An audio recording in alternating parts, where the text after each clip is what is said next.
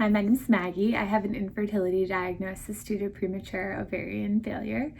My husband and I are doing donor egg IVF to have a baby, and today I just wanted to share what I'm doing nutritionally to prepare for IVF and hopefully an eventual pregnancy.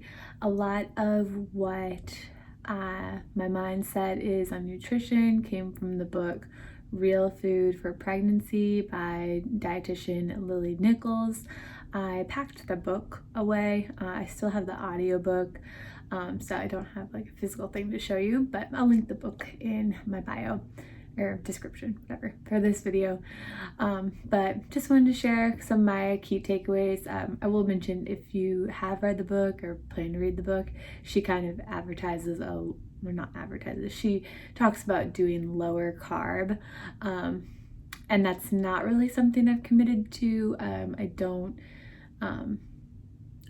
think I have like a high carb diet, but I just don't like tracking stuff, so that's what I do. But I do try to stick with what the book says, which is real food. So yeah, so I'll just kind of get into what I've been doing. So to start with, she recommends getting your vitamins checked, when you're trying to conceive or like early in pregnancy, depending on where you are, and figure out if you have any vitamin deficiencies. That you can check like vitamin levels from blood tests. So I know that I'm lower in vitamin A and vitamin D, also B12. So I get B12 injections every month, and I have a doctor that monitors that for me. So the B12 injections are super important. And then along with that, she wants me to get like vitamin D and vitamin C, because vitamins all work together. You can't fully absorb it unless you have enough of all of them. So if you do have any vitamin deficiencies, your doctor should be able to explain that to you. So along with the B12 injections, I take vitamin D once per week. This is 50,000 units. You could also get over the counter for less, depending on what your doctor says you need. Something I like about doing the prescription is that prescriptions are regulated, whereas over-the-counter vitamins are not. So not to say that the vitamin companies are not trying their best or whatever, but there's just not a lot of regulation on vitamin companies. Then I also take folic acid. The book actually recommends taking folate instead of folic acid, but I don't know, this is just what I was prescribed, so this is what I'll take. And this is 1 milligram. I take it every day. My OBGYN office actually recommends this to anyone who's trying to conceive, to take the folic acid. And then this is the prenatal vitamin that I take, and I've been taking for a while. I've heard like for prenatal vitamins that anyone that wants to have kids should be taking a prenatal vitamin, regardless of whether they're trying to conceive or not. And then you should take it until you're not wanting to have kids anymore. So I just take these because it's just as easy to take a prenatal vitamin as it is a regular multivitamin. So this is the brand that I use. It's the Smarty Pants.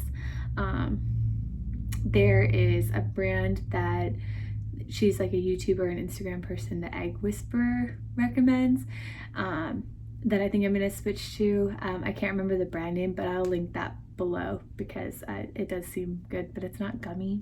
And I do like a gummy vitamin, so we'll see how it goes. It helps me remember to take it because it's a gummy and it tastes good, so like I keep them at my desk at work, and I just remember to take it because it's like sweet and good tasting. So I'm sure like it's better for you not to take the gummy vitamins, but it's also better to take the vitamins than to not take the vitamins. And that's my advice for the day. Okay, next up, she really recommends in the book bone broth and slow cooked meats. So I do enjoy the slow cooker, but the bone broth is something I've gotten more into recently. I try to have like at least a cup a few times a week, and it's pretty easy to make. She talks about how to make it in the book, but there's also a bunch of YouTube videos about how to make it, Pinterest articles, whatever. And then sometimes I buy special bones just to make the bone broth, but other times I just use bones from something that I already cooked anyway. So this bone broth that I just showed you, it's chicken bone broth, and I just bought a whole chicken from my local butcher. It's like, you know, the free range, all that stuff.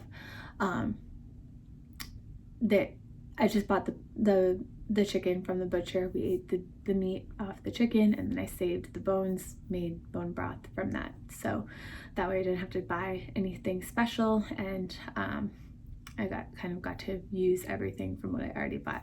I'm gonna do the same thing with our Thanksgiving turkeys, so 2 for 1 there.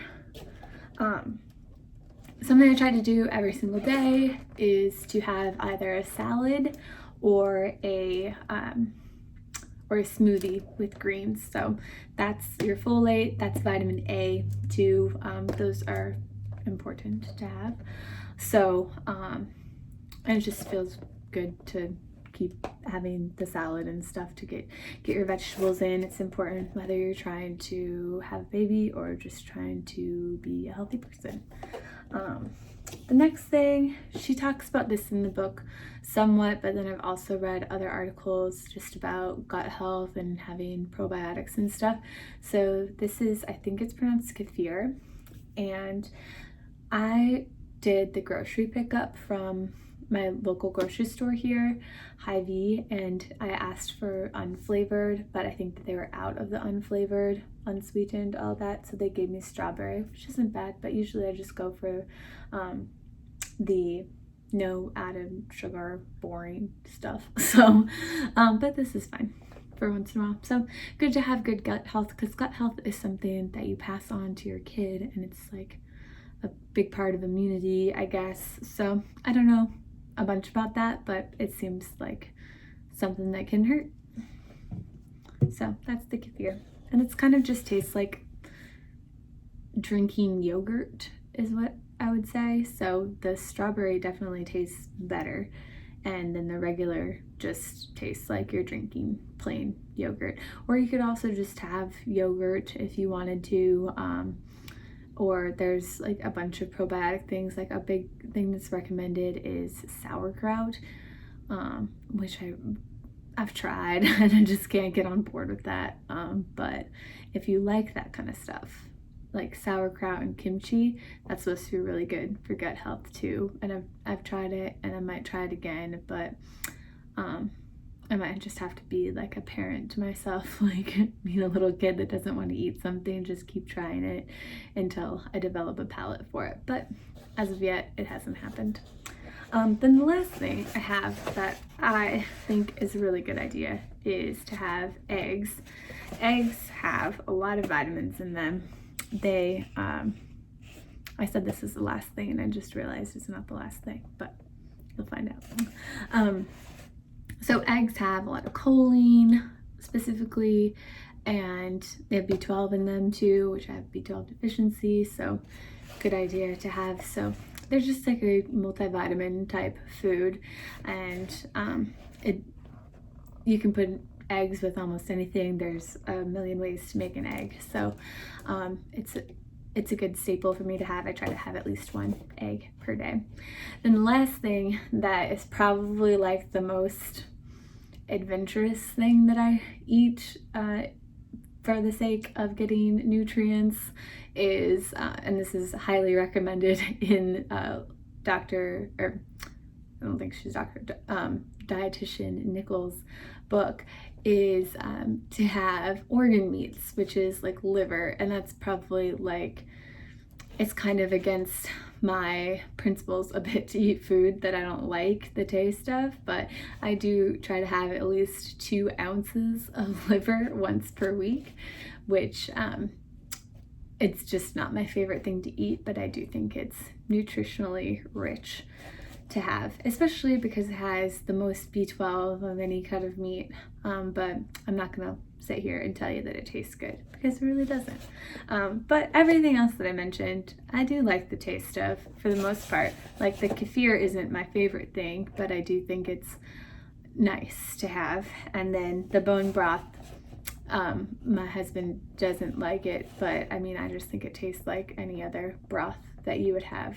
I just warm that up with some salt and seasonings and it's good, but the liver just doesn't taste good. But I just am trying to do the things I can to take care of me, which will hopefully make my body better able to grow and take care of a baby. And it's just like one of the things that I could actually control in this whole process, whereas, you know, a lot of stuff is outside of my control, and I'm sure a lot of people can relate to that feeling, especially this year where so much stuff seems out of our control with COVID and what have you. So I hope this video was helpful, gave you some ideas.